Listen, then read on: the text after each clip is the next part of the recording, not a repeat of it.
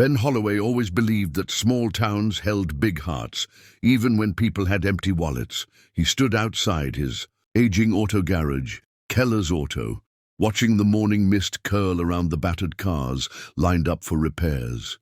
His hands were already black with grease from an early oil change, but he didn't mind. Fixing things gave him purpose. It was the one thing he was certain he could do right, even when the bills stacked up and his phone went unanswered by the bank he owed. He took a deep breath and stepped back inside his sanctuary. Inside, the garage smelled of engine oil, old coffee, and the faint scent of rubber.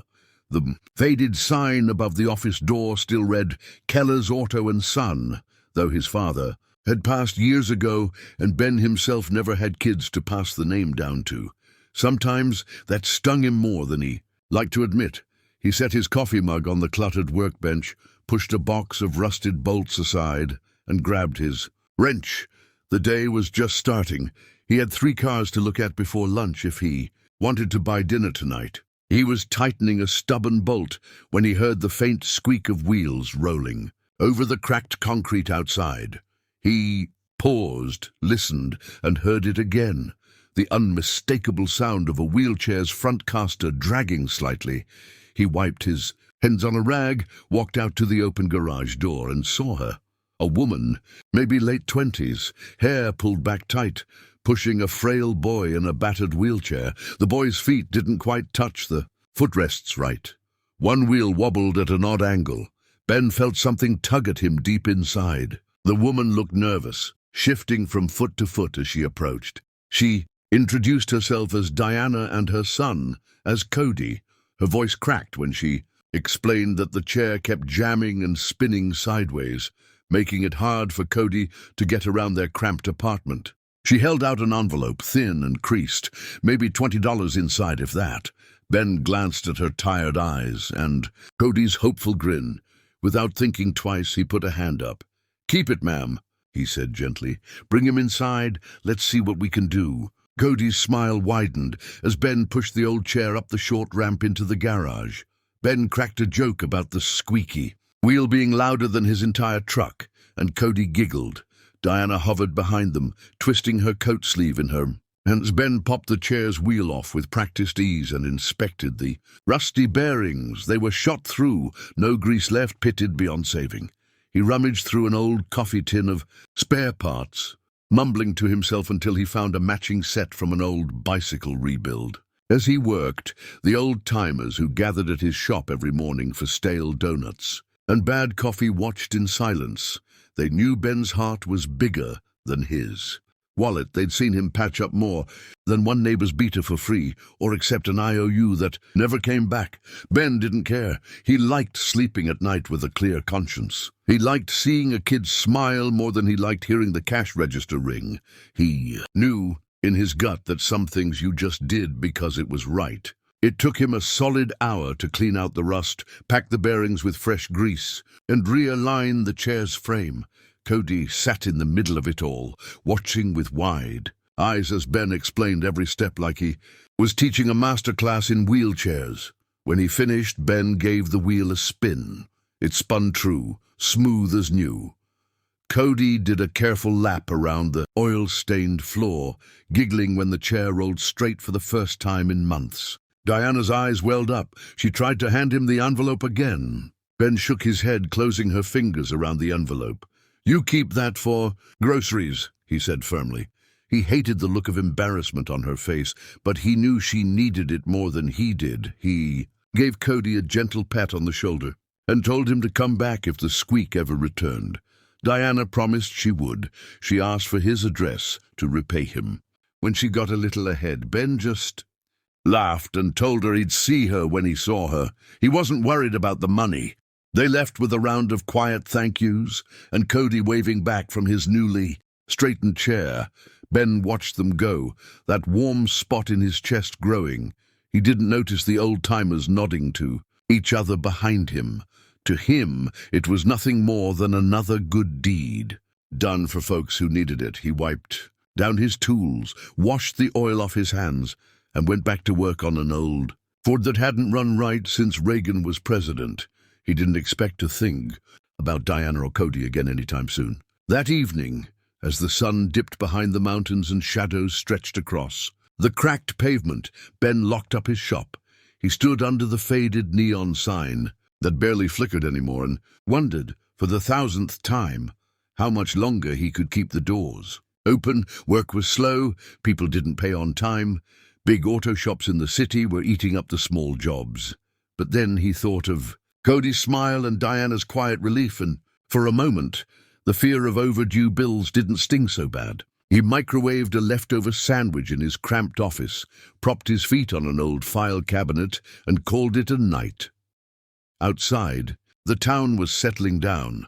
Porch lights flicked on. An old dog barked at nothing in particular. Ben leaned back in his chair, the ghost of his father's laugh echoing in the rafters. He whispered a quiet promise to himself. As long as he had 2 good hands and a socket wrench, he'd keep fixing what needed fixing. Money could come later. The work was what mattered now, always had been. He didn't know that Diana was at home that same night, wide awake at her chipped kitchen table, writing a letter she'd never imagined sending. She wrote it in careful words, folded it neatly, and addressed it to her estranged brother in Seattle. A man with a big house, big money, and a bigger heart than he let the world see. She told him about Ben, about the free fix, about how a stranger's kindness gave Cody a freedom she couldn't buy. She didn't ask for anything. She just wanted him to know. Ben slept soundly that night, unaware that miles away wheels were already turning. Unaware that his kindness, the thing that always cost him more than he had, was about to circle back around in a way he could never have planned for. In the quiet dark of Keller's auto, the old neon sign buzzed like a promise. Something better was on its way, and this time Ben wouldn't be the only one fixing things. Someone was about to fix a few things for him too, whether he liked it or not. Ben woke the next morning to the sound of gravel crunching outside Keller's auto. He rubbed sleep from his eyes and peered through the dusty blinds. A shiny black SUV idled by the old gas pump. For a moment he thought maybe someone got lost. It wasn't often fancy cars stopped here. He opened the door, stepped into the brisk morning air, and found himself facing a driver in a suit. The man nodded politely, then opened the back door. Out stepped a tall man in an expensive coat and a quiet smile. The stranger introduced himself as Nathan. Ben only half heard the rest. Something about Seattle, Diana's brother, big contracts, something about grateful family. Ben tried to wave it off, but Nathan's calm voice cut through. He explained that Diana had written him about Cody's wheelchair, how Ben didn't take a cent, how a stranger's act of decency reminded him why people with money should look after the folks who didn't. Ben shifted uncomfortably on his oil-stained boots, insisting he didn't need charity. Nathan just smiled wider and gestured to the SUV. They drove out to the small municipal airport on the edge of town. Ben sat in the back seat, staring out the tinted window. He'd never been on a plane, let alone a private jet. He tried to explain he had work. Waiting, old cars needing brakes and oil changes, but Nathan brushed it aside. When they arrived, the sight made Ben's throat tighten. On the tarmac sat a sleek jet, engines humming low, as if it had been waiting just for him. He swallowed hard, wondering what on earth he'd gotten himself into. Inside the jet, Ben tried not to fidget. Leather seats, polished wood panels, coffee that smelled nothing like the burnt pot at Keller's auto. Nathan spoke in that same calm voice. He talked about plans, about expanding community help, about building small service centers in towns like Ben's, where honest mechanics could work without fear of losing everything to big franchises. Ben kept shaking his head, insisting he wasn't some big shot businessman. He was just a guy who fixed things. But Nathan only grinned and told him that was exactly the point. They landed hours later in Seattle. Ben stepped out into a drizzly breeze that smelled like ocean and cold. Nathan guided him through a sleek office building that made Ben feel like his boots were tracking mud on marble floors. In a spacious boardroom, more people waited. suits and shiny shoes, all nodding politely at the mechanic who'd come straight from a grease pit. They asked him about honest repairs, what families needed, what he'd change if he could.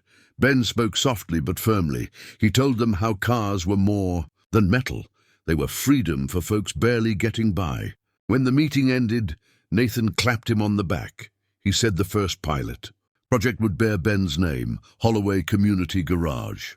Ben tried to protest, but found himself out of words. He'd only ever wanted to fix a squeaky wheel for a kid who deserved to roll straight. Now he was being offered a chance to fix things on a scale he couldn't wrap his head around. He spent that night in a hotel room that felt bigger than his entire shop back home. He barely slept, staring out at the city lights. The next morning, Nathan drove him back to the airport. They didn't talk much. Ben stared at his oil-cracked hands, still not quite believing all this was for him. The private jet hummed quietly as it carried him home. Back in his small town, the sun was just rising when the SUV rolled to a stop in front of Keller's auto. Ben stepped out, half expecting it to have all been a dream. But when he opened the shop door, he saw it, a thick envelope on the workbench filled with plans, contracts, and a personal letter from Nathan. Over the next few days, words spread like wildfire. Folks who never stopped by came, knocking, offering to help paint the old sign, patch the roof, sweep out decades of oil stains. Ben's regulars grinned wider than ever, slapping his back and calling him boss man in the kind of teasing way old friends do. Diana stopped by too, Cody, rolling beside her in his good-as-new chair. She hugged Ben so tight he nearly lost his balance. She apologized for going behind his back to tell her brother. Ben just laughed and told her thank you. Weeks turned to months. Construction crews arrived, trucks unloading new lifts, fresh tools, bright paint. Kids on bikes lingered by the fence, watching the old place transform. Ben kept fixing cars in the corner bay, refusing to give up his daily ritual of grease and wrenches. Nathan visited often, always calm, always ready to listen to Ben's ideas. Together, they sketched plans for small garages in other towns, places where honest mechanics could help people who couldn't always pay, places where no one would feel too small to matter. One evening, just as the last rays of sun dipped behind the mountains, a car rolled. Up the new concrete drive, out stepped a woman Ben had never seen before. Designer coat, worried eyes, and a little boy struggling with a too small wheelchair. She stammered an apology for showing up so late. Ben only smiled, motioned her inside, and told her she was right on time. He popped the hood of that battered chair and got to work. Cody perched nearby to help him hand over tools. Some things would never change, nor should they. Inside the newly built office, the framed Holloway Community Garage sign gleamed behind the front desk. The waiting area smelled of fresh coffee, not burnt. Local kids lounged on donated chairs, watching old racing clips on a mounted TV. Above them, a corkboard held dozens of photos. Cars repaired, families reunited, wheels fixed for kids who deserved to roll free. Ben's photo was up there too, grinning awkwardly beside Nathan and Diana at the ribbon cutting. He'd never liked pictures, but this one made him smile every time he saw it. Some nights, after the last car was fixed and the lights were dimmed, Ben would sit alone in the corner bay, rolling a socket wrench in his calloused palm. He'd think about how far a squeaky wheel had taken him, how a small act of kindness done, without expectation, could ripple through a town, a state, maybe the whole country. He'd lean back against the cool metal of a lift and listen to the night settling outside. He'd picture Cody, laughing, picture that private jet landing on the cracked tarmac, picture the promise he'd made himself all those years ago. He never forgot his father's words, if you fix it right, it'll run forever. Maybe he wasn't just talking about cars. Maybe people needed fixing too. Maybe communities needed it most of all. Ben Holloway, a simple man with dirty boots and an honest heart, understood that now better than ever. He wiped his hands on an old rag, closed up the garage, and stepped out into the night. the new sign glowing warm behind him like a beacon for whoever might come next, needing help. He'd be there, wrench in hand, ready to roll.